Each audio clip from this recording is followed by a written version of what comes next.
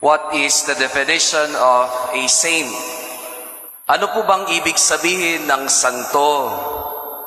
Father po ba, ang santo po ba, yung po ba yung mga lumulutang kapag nagdarasal? Father, ang santo po ba, sila po ba yung mga gumagawa ng milagro? Father, yung mga santo po ba, sila po ba yung mga nag-alay ng buhay nila sa pagiging martir sa kanilang pananampalataya kay Jesucristo? What is the definition of a saint? Father, ang santo po ba, sila po ba yung mga banal na kinakanonize lang ng simbahan? Father, what is the meaning of saint? Ngayong araw, ihahandog ko sa inyo ang simpleng definition ng saint. Ang santo ay hindi lang yung taong gumagawa ng milagro. Ang santo ay hindi lang din yung nagpapamalas na mga kapangyarihan ng Diyos sa sanlibutan. Ang isang santo ay hindi lang yung lumulutang kapag nananalangin sa Diyos sa kanyang kataimtim na kanyang pagdarasal.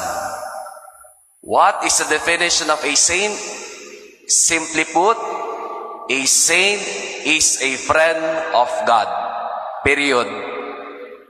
Ang santo ay kaibigan ng Diyos. Kaya tatanungin ko kayo ngayong hapon na ito, kaibigan nyo ba ang Diyos? Yes or no? Naku, mahina. Kaibigan nyo po ba ang Diyos? Yes or no? Kapoy. Kaibigan nyo po ba ang Diyos? Yes or no? Yes. And you are a saint. Ang pagiging santo ay hindi magsisimula pag mamamatay ka na. Ang pagiging santo ay hindi magsisimula pag nasa langit ka na. Ang panimula ng pagiging santo ay hindi yung kapag nakanonize ka na ng simbahan at kami mananalangin sa iyo sa litanya. You are already a saint now. Hindi nagsisimula ang pagiging santo pagkapag ikay nasa langit na. You are already saint now. At paano natin may sasabuhay ang pagiging santo sa pangkasalukuyan? Dalawa lang ang iaalay ko sa inyo. Sigurado ako napakinggan nyo si Brother Sunyong. Sabi niya, to grow in holiness, we must do two things. At ano yun? To live a life of virtue and to live a life of prayer. Ang pagdarasal at pamumuhay ng mabuting asal. Bakit po ba magkasama po ito, Father? Bakit hindi po ba pwedeng dasal na lang? Or Father, bakit hindi pwedeng mabuting asal na lang? These two go hand in hand.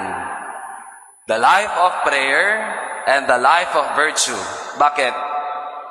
Kasi kapag ikaw ay nagdarasal lang, you are just a religious person. Nagdarasal lang.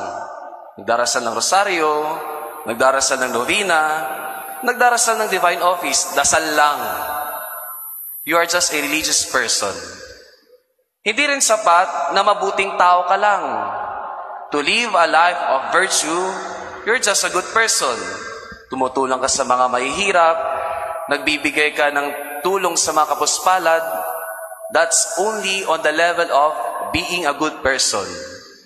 Pag ikay namumuhay ng virtuous life, you're just a good person. So, a life of prayer and a life of virtue goes hand in hand.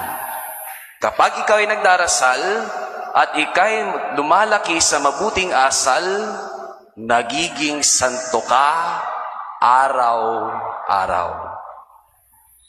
Sa araw na ito, hayaan niyo kong ihandog sa inyo paano magdasal at kanino magdasal para maging mabuting santo.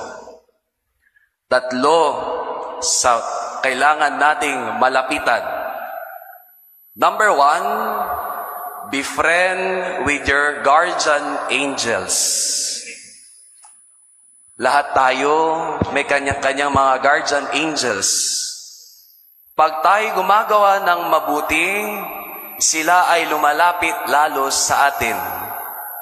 Pero kapag tayo gumagawa ng hindi kaaya-aya sa Diyos, The guardian angel steps aside, steps away, because he lets us to live the life of freedom.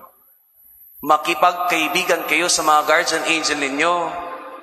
Kasi kapag kayo makikipagkaibigan sa guardian angel ninyo, they will protect you, they will assure you, and they will serve you.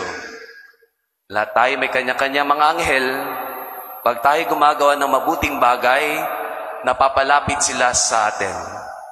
Pero kapag hindi naman, sila na mismo ang unang lumalayo.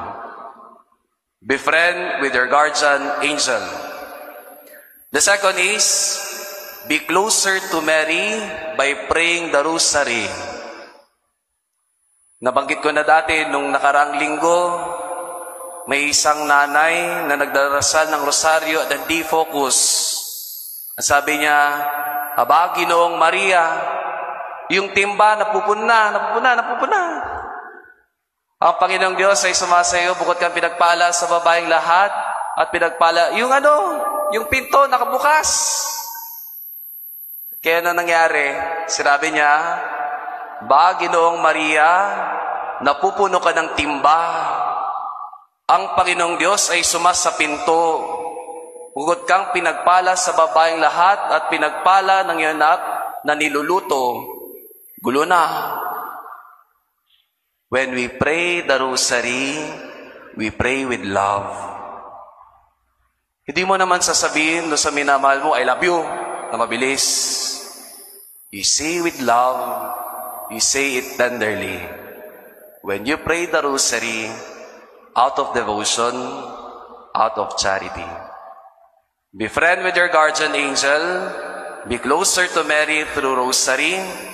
And lastly is, be closer to Jesus Christ through Eucharist.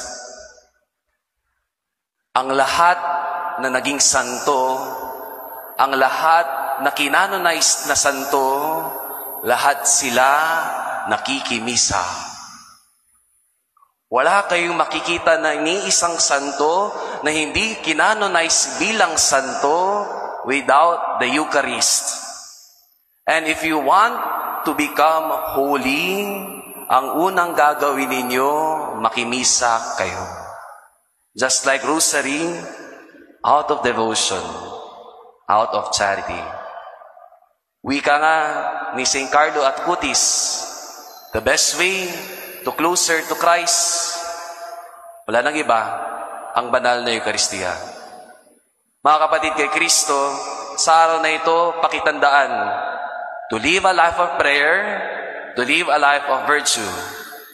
Be friend with your guardian angels, be closer to Mary through rosary, be closer to Jesus Christ through Eucharist. Who are you? You are saints now. Amen.